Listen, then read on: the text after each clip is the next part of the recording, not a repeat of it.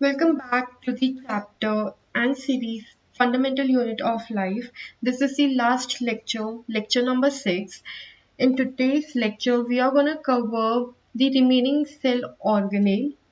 There are 3 in total. So let's start with it. So the first one is mitochondria. Mitochondria was discovered by the Kolliker.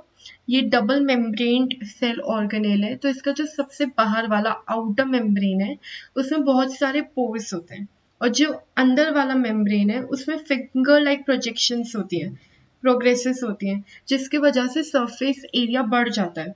तो वो जो finger like progresses है उन्हें मैं बोलती हूँ क्रिस्टे। अब इस क्रिस्टे किस चीज़ के लिए रिस्पॉन्सिबल है? एक्चुअली जो केमिकल रिएक्शन जिनकी वजह से एनर्जी रिलीज होती है या जिनका प्रोडक्ट एनर्जी होता है, उसके लिए ये सिस्टर्ले एक सरफेस एरिया प्रोवाइड करती है। सो बेसिकली हमें इससे ये पता चलता है कि mitochondria is a power house of the cell. It provides energy to the cell. अब बेसिकली माइटोकॉन्ड्रिया के दो मेम्ब्रेन है, तो दो मेम्ब्रेन के बीच में जो लेयर होती है या जो स्पेस होती है हम उसे कहते हैं इंटरमेम्ब्रेनर स्पेस। अभी जो माइटोकॉन्ड्रिया है ये सेल्फ रेप्लिकेटिंग है। सेल्फ रेप्लिकेटिंग का दूसरा वर्ड क्या होता है? Semi autonomous. And it is the largest cell organelle in a animal cell. अब don't get confuse in it. Largest cell कौन सा है? Ostrich egg. Largest cell organelle inside the cell क्या है? Mitochondria. So it is the largest cell organelle. It is self-replicating. It is the powerhouse of the cell. It is a double membrane bounded, जिसमें पहला जो outer membrane होता है वो बहुत porous होता है और अंदर वाले में फिंगर लाइक प्रोग्रेसेस होती हैं जिन्हें हम किस्टर्ने कहते हैं। Now let's talk about its function. So I am gonna read it क्योंकि इसका जो मेन फंक्शन है वो यही है कि ये power house of a cell है। अब इसमें सेल किस फॉर्म में आते हैं? तो एटीपी मॉलिक्यूल होते हैं, दैट इज एडेनोसिन ट्राइफॉस्फेट। अब ये जो एटीपी मॉलिक्यूल है ये एक्चुअली एनर्जी का फॉर्म है जिसके थ्रू हमें एनर्जी मिलती है। सो बेसिकली मैं एटीपी को एनर्जी करेंसी भी बोल सकती हूँ, ठीक है। तो अब क्या होता है ना, if a cell organ another cell organelle or cell needs an energy, what this mitochondria will do, ये जो ATP मॉलिक्यूल है जो इसने प्रोड्यूस किया है, मैन्युफैक्चर किया है, उसे ब्रेक डाउन करेगा, ठीक है, and then it will generate energy through it. So I will read the functions of mitochondria. It generates energy for various activity of cell and is known as the powerhouse of the cell. Mitochondria are the sites of cellular respiration and release the energy required by the cell in a form of ATP molecule to perform various functions. This ATP is known as the energy currency of the cell. तो ये ATP का full form याद रख लेना, adenosine triphosphate. A for adenosine, T for tri and P for phosphate. So ये जो adenosine triphosphate molecule है ये एक्चुअली में एनर्जी करेंसी है सेल का। ऐसी करेंसी है जिससे हम एनर्जी बाय कर सकते हैं, ठीक है। एंड माइटोकॉन्ड्रिया में रेस्पिरेशन भी होता है। Whenever the cell require energy, ATP molecule break down, generating energy to be used by the body in order to make chemical compound and perform mechanical work. Second point कुछ नहीं बोल रहा, बस ये बोल रहा है कि अगर सेल को एनर्जी चाहिए तो ये एटीपी मॉलिक्यूल जो है वो ब्रेक डाउन हो जाता है और एनर्जी प्रोवाइड करता है। अब माइटोकॉन्ड्रिया की एक खास बात है वो ये है कि इसका खुद का डीएनए और राइबोसोम है। अब क्योंकि इसके पास खुद का राइबोसोम है तो ये खुद से प्रोटीन बना पाता है। अब खुद का राइबोसोम एंडोप्लाज्मिक रेटिकुलम में भी था, माइटोकॉन्ड्रिया में भी है, और आने वाले एक और सेल ऑर्गेनेल में है, वो आपको याद रखना है। लाइक अपन ने जो पहले पढ़ा ना, lysosome and Golgi apparatus, they don't have their own ribosomes, but mitochondria has its own DNA and the ribosomes, जिसकी वजह से वो खुद का प्रोटीन बना पाते हैं। Now this fourth function is completely ratification. There's nothing to connect this with the main function, that is the powerhouse of the cell. So they provide intermediate for the synthesis of various chemicals like fatty acid, steroid or the amino acid. तो ये जो fatty acids, steroid या amino acids के बीच में जो intermediate required होते हैं वही माइटोकॉन्ड्रिया प्रोवाइड करता है। ठीक है, तो दिस इज कंप्लीट रेक्टिफिकेशन। बाकी के तीनों हम इसके बेसिक फंक्शन से कनेक्ट कर पा रहे हैं। ये देख लो, माइटोकॉन्ड्रिया डीएनए ऐसा दिखता है। ये जो अंदर छोटे छोटे से है ना, ये देखो, ये जो ऐसा डबल स्ट्रेंड वाला दिख रहा है, that's a mitochondrial DNA. It has its own DNA and the ribosomes. Now let's talk about the second cell organelle and that's the plastid. अब प्लास्टिड के बारे में हमने पहले ही पढ़ा है कि ये सिर्फ प्लांट सेल में होता है, ये एनिमल सेल में होता ही नहीं है। प्लास्टिड्स प्लांट सेल में क्यों होते हैं? क्योंकि प्लांट अपना खुद का खाना बनाते हैं, उनको फोटोसिंथेसिस करना पड़ता है। ठीक है, so now let's talk about its structure. So they are found only in plant cell. The internal organization of plastid contain numerous membrane layer embedded in the material called the stroma. So stroma is the filling. जैसे cell का cytoplasm था, ऐसी plastids में जो अंदर का space है या जो लिक्विड है, दैट इज स्ट्रोमा। स्ट्रोमा के अंदर बहुत ही सारे मेम्ब्रेन बाउंड बंडल है। ये आपको दिख रहा है, मेम्ब्रेन बाउंड बंडल ये है। ठीक है, जो कि स्ट्रोमा के अंदर फिल्ड है, पूरे भरे हुए हैं। So plastids are like mitochondria in the external structure. तो अगर मैं स्ट्रक्चर की बात करती हूँ तो ये माइटोकॉन्ड्रिया की ही तरह है। अब इसकी सिमिलैरिटीज क्या है? इसकी सिमिलैरिटी ये है कि एक तो ये डबल लेयर्ड है, वहाँ पे फिंगर लाइक प्रोग्रेसेस थे, यहाँ पे बंडल है मेम्ब्रेन के। ठीक है, it has its own DNA and the ribosomes. That was the second similarity between the mitochondria and the plastid. Now plastid has three function depending upon its three type. जैसे endoplasmic reticulum में उसके दो type होते हैं depending upon वो क्या manufacture कर सकते हैं। सिमिलरली प्लास्टिड्स के तीन टाइप होते हैं और इन तीन टाइप की वजह से इसके पास तीन डिफरेंट टाइप के फंक्शन है। So let's read them. So plastids के तीन टाइप है, एक है क्लोरोप्लास्ट, एक है ल्यूकोप्लास्ट एंड एक है क्रोमोप्लास्ट। ठीक है, अब इनका जो प्लास्टिड, ये प्लास्ट इज फॉर द प्लास्टिड्स। अब इसका जो मेन आइडेंटिफिकेशन या डिफरेंस के लिए हम यूज करेंगे दैट्स द कलरेशन। अब ये जो क्लोरोप्लास्ट है ना, याद करो ये ग्रीन पिगमेंट देता है। ठीक है, अब आप इसे कैसे याद कर सकते हो? क्योंकि क्रोमो और क्लोरो इन दोनों में आप कंफ्यूज हो सकते हो, तो आगे का CH तो सेम है। डिफरेंस किससे करना है? L से। L is for leaf, leaf is a green colour. So chloroplast give a green pigment. Leucoplast is a colourless plastid, या फिर आप ये कह लो ये व्हाइट कलर का प्लास्टिड है। और ये जो क्रोमोप्लास्ट होता है ना, these are the coloured pigment. So ये जो अपनी फ्लावर्स होती हैं, प्लांट के अंदर जो फ्लावर होते हैं ना, उनको कलरेशन देता है। ये bright red, purple, yellow colour देने के लिए रिस्पॉन्सिबल है। So chloroplast is for the leaf, chromoplast is for the flowers and leucoplast is mainly for the storage, और ये colorless होता है। So let's read about them. So these are the plastids containing chlorophyll. So ये chloroplast एक type का plastid है जिसमें chlorophyll होता है। क्लोरोफिल का क्या मतलब है? Green pigment, which give green color to the plant.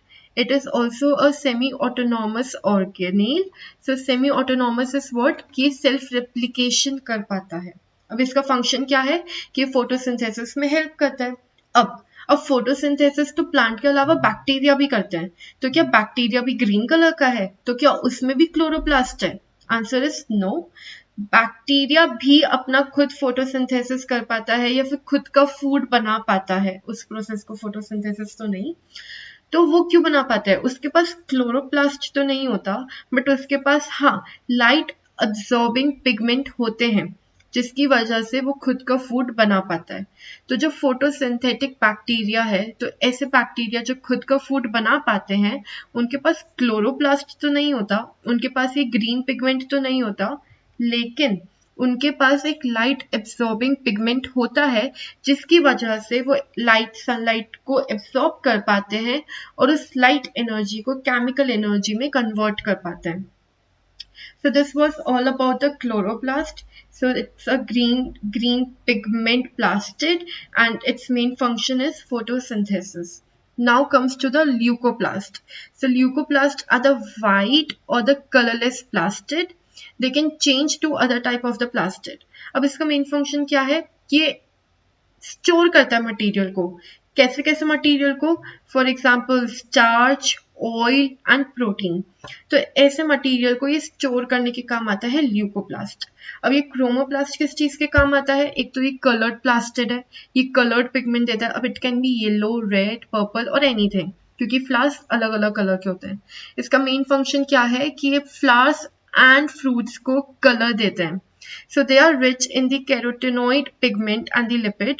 So green pigment is the chlorophyll and carotenoid pigment is nothing. It's a colored pigment which has different color.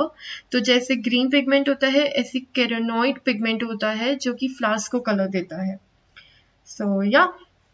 So I'm repeating it again. So chloroplast is a green pigment plastid. Its main function is for the photosynthesis. Leucoplast are the white or the colorless plastid. Its main function is to store the material. Chromoplast are the colored plastid. They are rich in the carotenoid pigment and lipid, and its main function is to give color to flowers and the fruit. So this is how these three looks like. तो ये तीनों ही अलग अलग type के plastid है depending upon their function. So now the last cell organelle of this chapter is a vacuole. तो vacuole में भी आप लोगों ने पढ़ा है, ये भी एक एनिमल सेल और प्लांट सेल में डिफरेंस का है। प्लांट सेल में एक वैक्यूल होता है बहुत ही बड़ा, लाइक वो 50 to 90% ऑफ सेल स्पेस को ऑक्यूपाई करता है, और इस वैक्यूल की वजह से जो न्यूक्लियस होता है ना वो साइड में होता है प्लांट सेल में। पर एनिमल सेल में बहुत सारे वैक्यूल होते हैं, छोटे छोटे छोटे छोटे। ठीक है, तो in animal cell vacuole are small, they are used for storage, and क्योंकि स्टोरेज के लिए यूज होते हैं तो ये क्या क्या स्टोर करते हैं? न्यूट्रिएंट एंड वाटर और द वेस्ट, इन तीनों को ये स्टोर कर पाते हैं।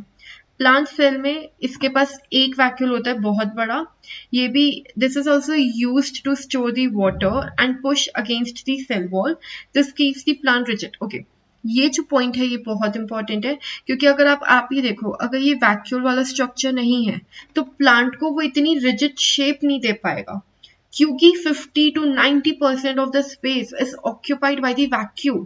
So it plays an important part to make the plant cell rigid.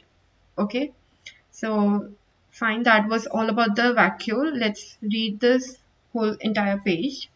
So these are the storage sac. अब इसके लिए एक वर्ड है जो आपको याद करना है, that is a storage sac. यहाँ पे भी स्टोरेज के काम आता है, यहाँ पे भी स्टोरेज के काम आता है, वाटर, न्यूट्रिएंट, वेस्ट, कुछ भी स्टोर करो। अब अगर वेस्ट स्टोर करेगा तो ये एक्सक्रीट भी करेगा, right? So these are the storage sac for solid or the liquid content. In animal cell, vacuoles are small sized, but in plant, the vacuole are large sized and they occupy 50 to 90% of the total cell volume. अब ये जो vacuole का membrane है ना, उसे हम बोलते हैं टोनोप्लास्ट। अब ये आपको लर्न ही करना पड़ेगा, that is completely learning thing. So vacuole के मेम्ब्रेन को बोलते हैं tonoplast. So functions are, vacuole are full of cell sap and provide turgidity and rigidity to the cell and plant. तो सेल सैप इज बेसिकली, तो vacuoles के अंदर liquid होता है जिसे मैं कहती हूँ सेल सैप, और ये रिजिडिटी प्रोवाइड करता है किसको? प्लांट के सेल को।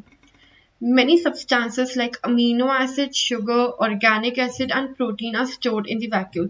तो vacuole is a storage sac. तो इसमें क्या क्या स्टोर कर सकते हैं? Amino acid, organic acid, sugar, protein etcetera. अब यूनिसेलुलर ऑर्गेनिजम्स की बात करें, फॉर एग्जांपल अमीबा, तो वो जो भी फूड कंज्यूम करता है उसे वैक्यूल में ही स्टोर करता है। And in some of the unicellular organism, जहाँ पे वो वेस्ट को भी स्टोर करता है वैक्यूल, तो ये एक्सपेलिंग के भी काम आता है, ठीक है? या फिर जो वेस्ट होता है सेल को, उसको बाहर निकालने के भी काम आता है ये vacuole. So that was the end of the chapter.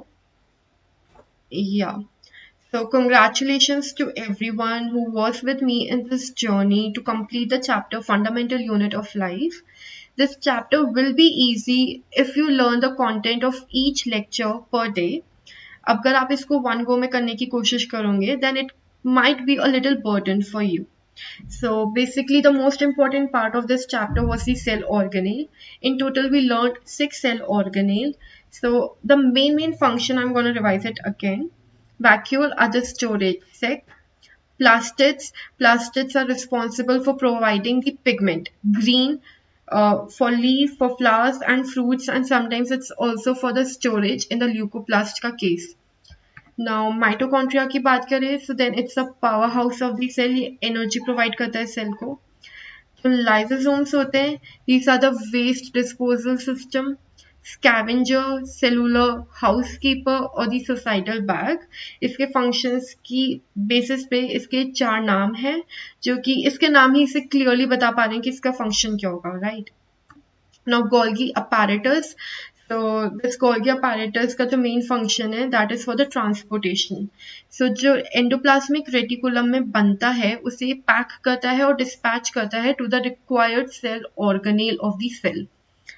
So the first and the last one is, I mean the sixth cell organelle is endoplasmic reticulum. So this is a manufacturing unit. ठीक है, अब इसमें protein भी बनता है और fat भी बनता है. प्रोटीन वहां बनेगा जो राइबोसोम्स होगा. राइबोसोम्स किस में होते हैं? रफ एंडोप्लाज्मिक रेटिकुलम में. सो rough endoplasmic reticulum manufacture protein and smooth endoplasmic reticulum manufacture fat. That's all for this chapter. I hope you loved it. Thank you so much for watching.